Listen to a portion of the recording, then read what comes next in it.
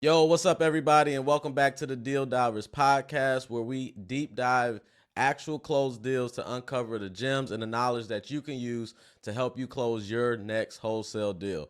My name is Ty Franklin, also known as Ty the Investor on Instagram. So if you're not following me on Instagram, make sure you go ahead and do that right now. And in this episode, episode 9, we are going to talk about how I closed my first Novation deal without knowing what the hell I was doing for over $15,000 in profit, man. So you definitely want to stay tuned and find out how I did that and listen to the deal breakdown on that.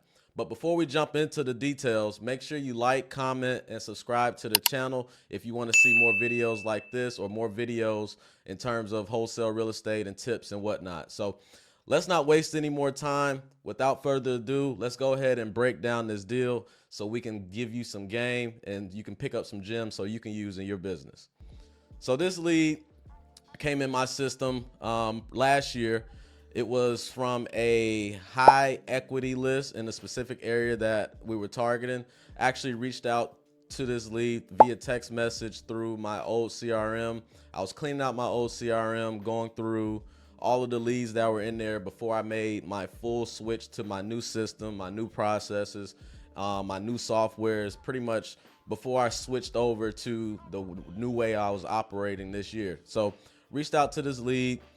She reached back out to me, said that she was interested in selling. So I sent her a text message and we kind of had a conversation from there, got her on the phone, and kind of talked to her a little bit, kind of got information about the property, got an idea on, the condition of the property, the situation of the property, all these different things. So come to find out, the owner of the property actually passed away, and the owner was her daughter. Okay, so the lady that I was in contact with was the mother of the owner of the property. So her daughter passed away years ago, and her mom was pretty much the executor or had the power of the attorney for that particular property to make decisions as far as selling it and what have you, right? But her mom lived in South Carolina. The property is located in Georgia. So she lived 3 hours away. So from time to time, she would come to the house and stay in the house for maybe a week or a weekend with her and her husband. And then she'll go back to South Carolina, back home. And over the course of a couple years, she just really hasn't had the priority to sell the house because of obviously emotional reasons. Her daughter passed away and things like that. So she was having people reach out to her. She actually had a real estate agent reach out to her, but she, it wasn't priority at the time. So she never moved forward with that real estate agent. But I reached out to her and she was pretty much ready to make a decision and kind of move forward. And she was kind of stuck on her asking price. Her asking price she wanted to sell it for was $275,000. So I'm looking at the property. I go out to the property. I meet her and her husband at the property. I go out there to take pictures, and the property is in really, really good condition. It's not updated or renovated. It's in fair condition. I think the property was built in the 90s. 1996, I believe the property was built. So it was all in original condition, had the original carpet, had the original floors.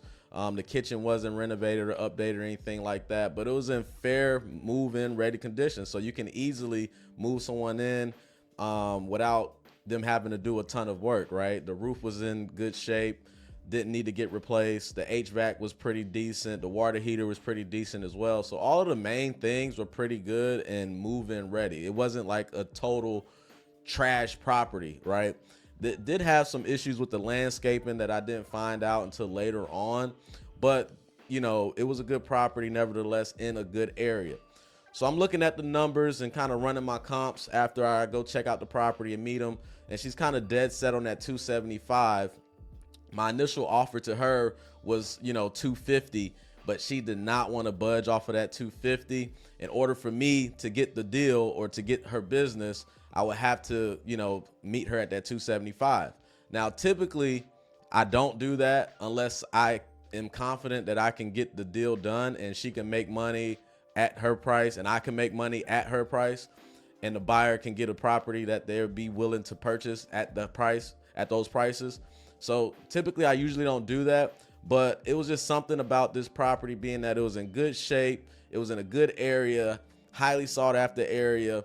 And the price, after looking at the comps, was below below ARV. It was significantly below ARV. So after doing my numbers and doing my due diligence, the ARV on this property would be probably around 350 is what I was looking at after you renovate it, update it, do the floors, kitchen, bathrooms, and all that stuff, make it look real nice. I was thinking ARV would come to around 350 or so based off of what I was seeing in the area.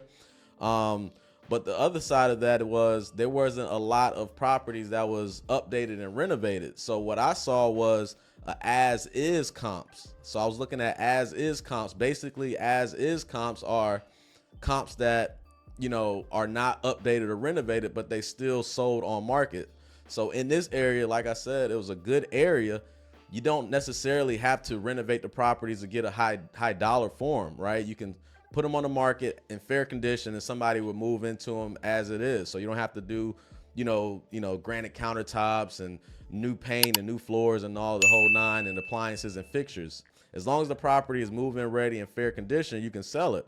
So I saw some as is comparables at around maybe 310 is kind of what I estimated we can probably sell it for.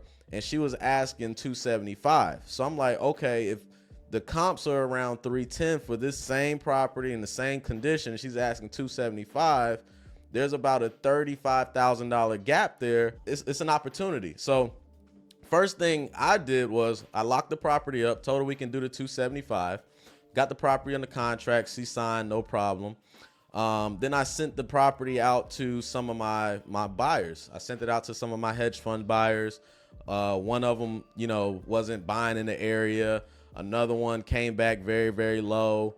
All these different things. So after about a week or so of sending it out to buyers and showing the property and all these different things, I wasn't getting any traction at that 275 number. And I already knew that she wasn't going to take any less than that. So I looked at the property and kind of reevaluated the property. And I'm thinking, this is a good opportunity for a Novation deal. I just know it is because of the condition of the property. It's in fair condition, it's in move-in ready condition. It just needs cosmetic upgrades.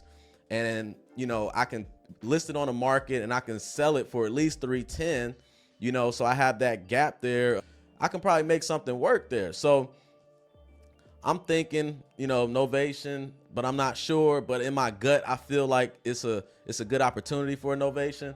So what I do is I reach out to some of my peers. I reach out to one of my mentors and I ask him about it. I send him the deal. I said, hey man, check this out. What do you think?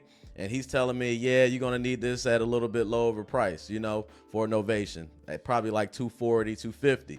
I said, I get it, but I still think there's a deal there.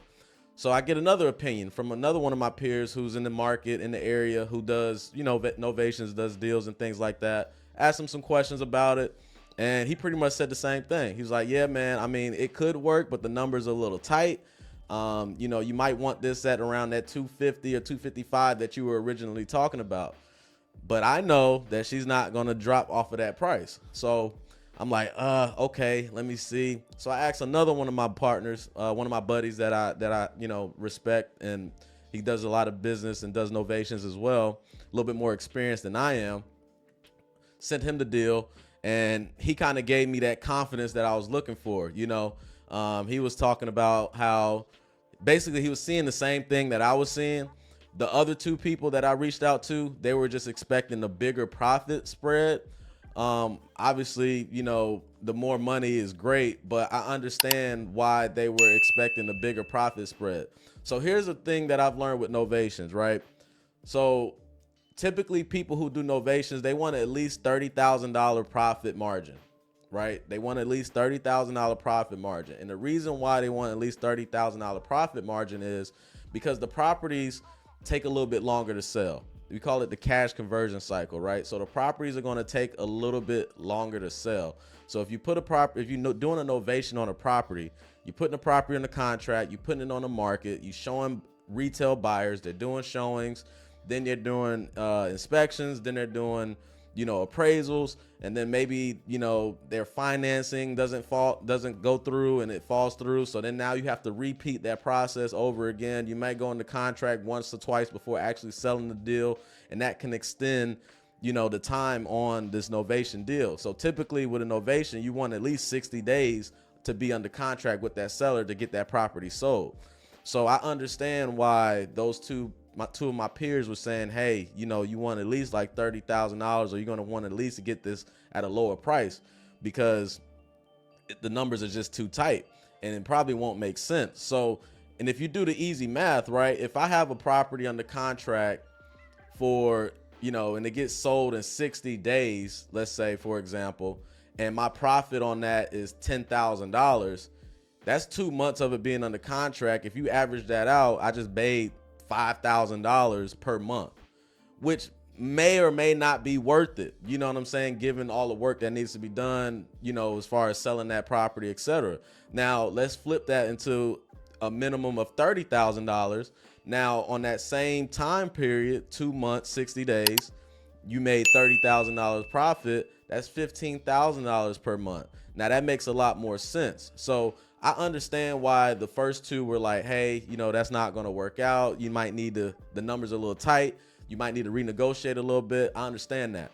But for me, I calculated it out. I have a spreadsheet that I created on Google Sheets that I call it my on market or retail calculator. I put in the sale price of the property. I put in the commission percentage. I put in the seller contribution. I put in closing costs. I put in the seller's net amount, the price that they want. And then it's going to calculate and spit out what the remaining profit would be, which was my profit. And at the time, it was, when I calculated everything, it was about $12,000 is what I estimated to make on that deal. So for me, I'm like, $12,000 profit. I'm not going to leave that on the table. I'm going to go ahead and take it.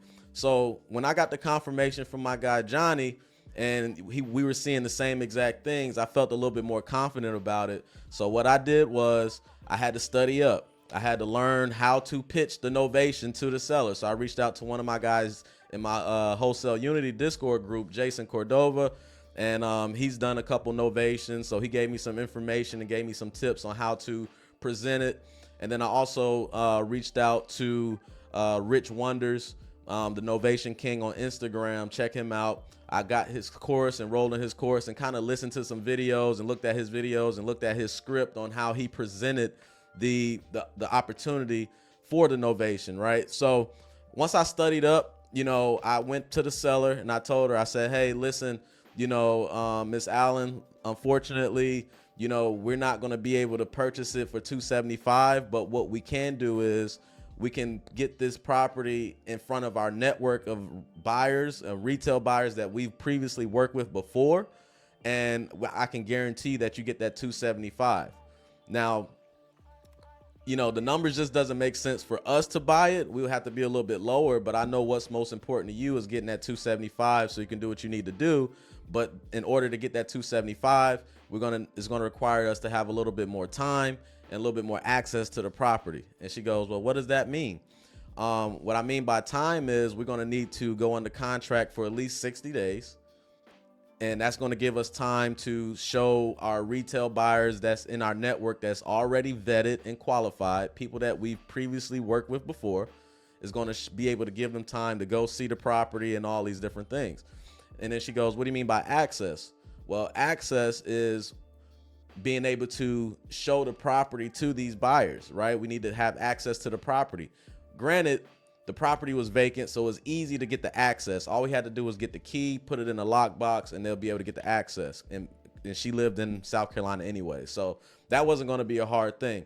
The only thing that she requested was she didn't want any for sale signs in the yard and all these different things. She didn't want too much attention to the house and whatnot and all these different people. So what we had to do was coordinate. The plan was to coordinate certain days out the week for people to come and see the property. But she understood what that process was. I told her exactly what it was, and I sent her a new agreement because I had to cancel my original purchase agreement, which was just a regular cash purchase agreement, but I needed to send her the new updated contract, for the novation that had the novation clause and all these different things in it. I had to send her an attorney in fact so she can sign, which gives me the right to be able to sign offers and listing agreements and all these different things. So I made sure I sent her the new updated paperwork. She signed it, she agreed, and everything was good to go. Now, my next step after that was, did I want to do a flat fee listing and deal with all the real estate agents and all that stuff myself? Or did I want to utilize a real estate agent that knew exactly what a novation was, that had some experience with it, and go that route and save me some effort and energy and time, right? So I went with the route of going with a real estate agent. So, and this is what, I was recommended to do by my guy Johnny and by, Richard Wonders, obviously, throughout the course, is you want to get a real estate agent to handle all that stuff, because that's what they do. So take into account of their commissions and all that stuff and their fees, because it just makes it a whole lot easier on you. So reached out to, some people on social media. Somebody gave me a referral of my real estate agent. His name is Billy Burns, really great guy.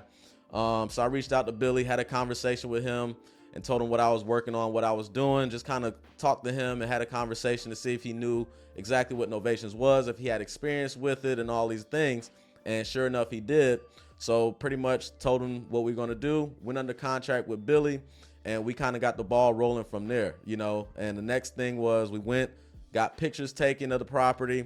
And then once we got the pictures taken of the property, we went ahead and listed the property.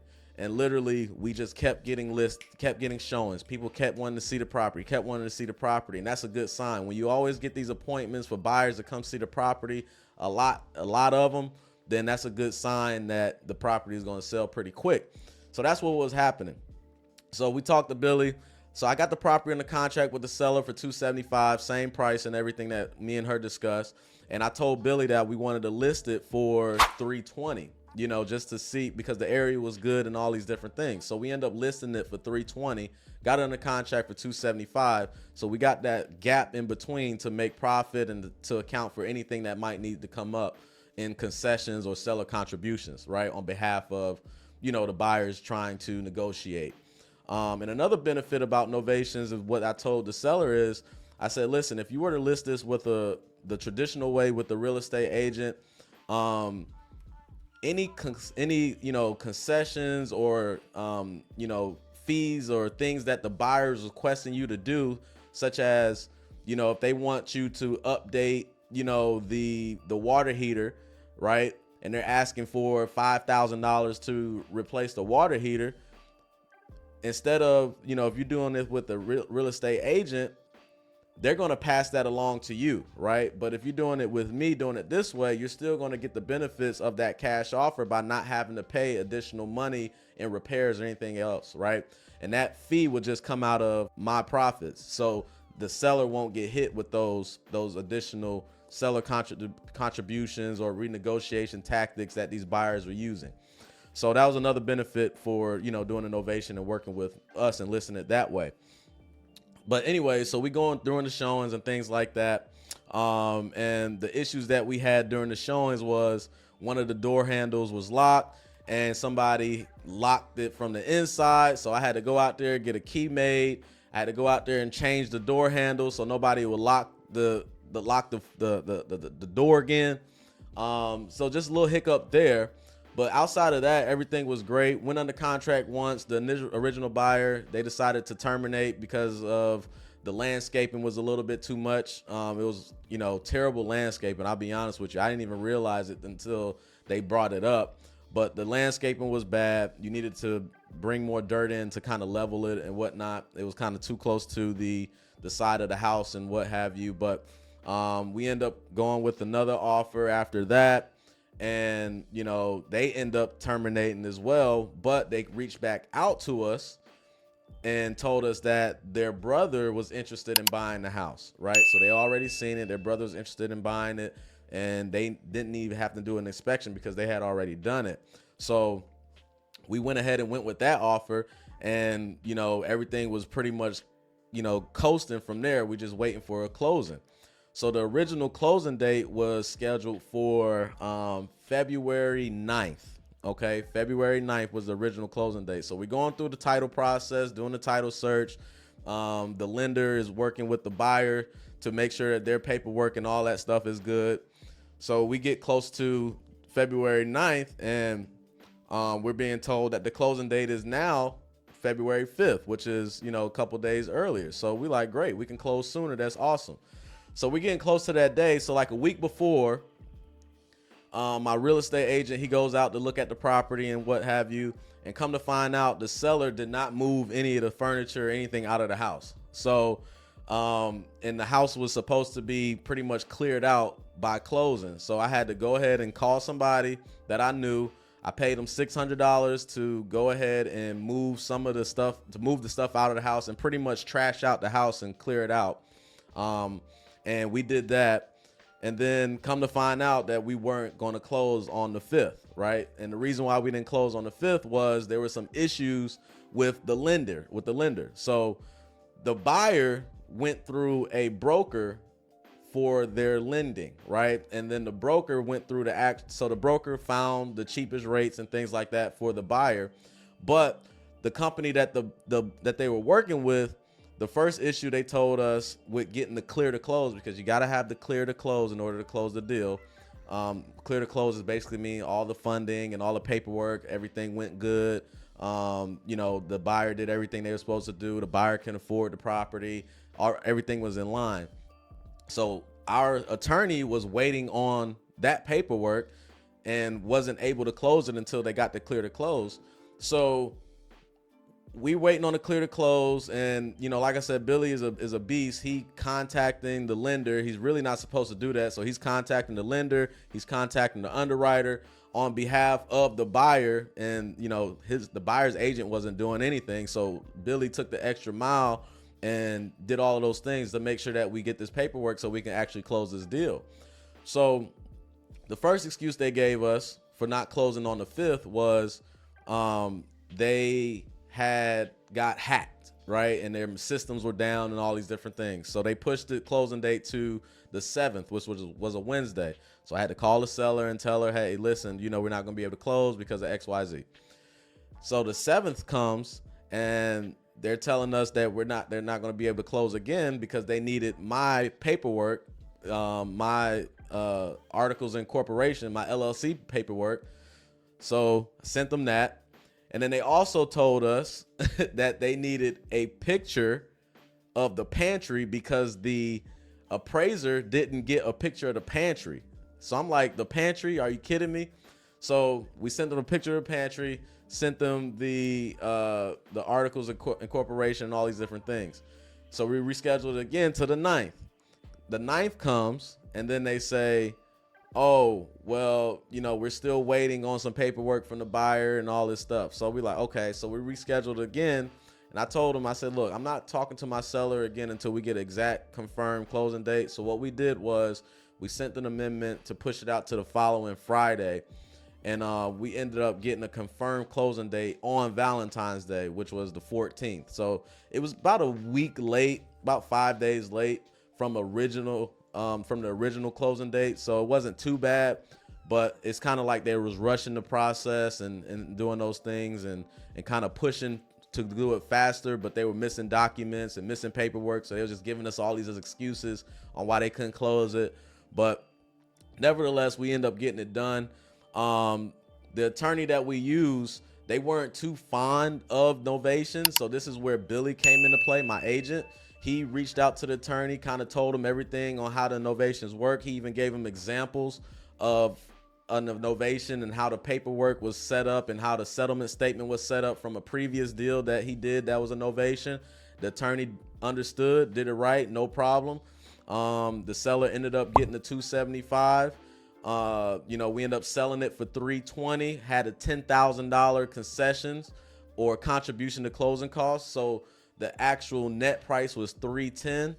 And then from there, the buyer got the property, and then I end up closing with a $15,725 profit or fee, finder's fee, assignment fee, whatever you want to call it. But at the end of the day, the seller got her money, the buyer got the property, and everybody was happy, and it was a done deal. And that was how I closed my first Novation deal.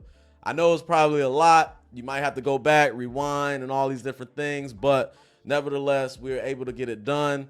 And, you know, the thing is, you just got to take your shots, man. You know, if you learn how to do something, implement it. You know, if you learn novations, you know, implement it. You know, and nowadays, the way the market is, you're missing out on opportunities and you're missing out on money if you're just sticking specifically to one exit strategy. You got to have multiple exit strategies in your toolbox. That way, whenever you get an opportunity, you can see what's the best route for it, because this deal wouldn't have worked with a traditional wholesale deal. And I would have just left money on the table, right? I would have left 15 grand on the table. And I don't know who's just going to leave 15 grand on the table. Not me. Trust me, not me. So, you know, being able to utilize the novation strategy helped me turn a no wholesale deal into an actual closed deal for a $15,000 profit. So one word of advice to you guys out there watching: if you're not using multiple exit strategies, I highly encourage you to learn how to utilize multiple exit strategies, so that way you can continuously increase the value of your marketing dollars spent, because not every property that you get from your marketing is going to be a fit for a wholesale deal.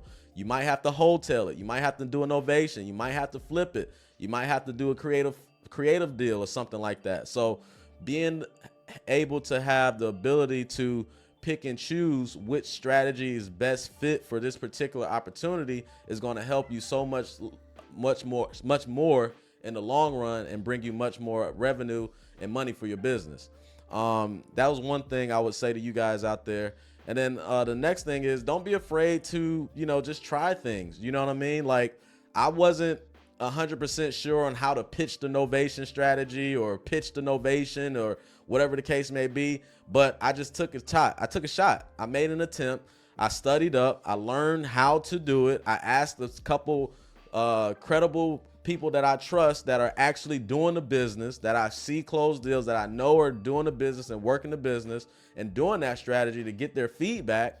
And I presented it the best way that I could. You know, now it could have went south, but it actually worked out because, you know, I was prepared by studying up, you know, looking into Rich Wonder's course, reaching out to my guy Jason Cordova, reaching out to my guy Johnny Forte, just talking to these people that I have a relationship with, and having a conversation to give me the confidence to be like, okay, yeah, I can do this. You know what I'm saying? So that's one thing I'll tell you guys out there, is don't be afraid to take a shot. Don't be afraid to fail, because at that point it could have went either way, but I didn't care, because I wanted to put my best foot forward and learn. And that's how you learn how to get better over time.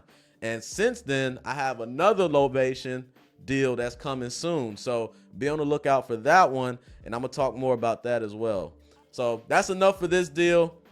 I appreciate you guys for watching. I appreciate you guys for listening. If you guys have any other questions or comments, make sure you comment below. Also, like I said before, make sure you like, comment, and subscribe for the channel. Until next time, I appreciate you guys for watching, and I'll see you on the next video. Peace.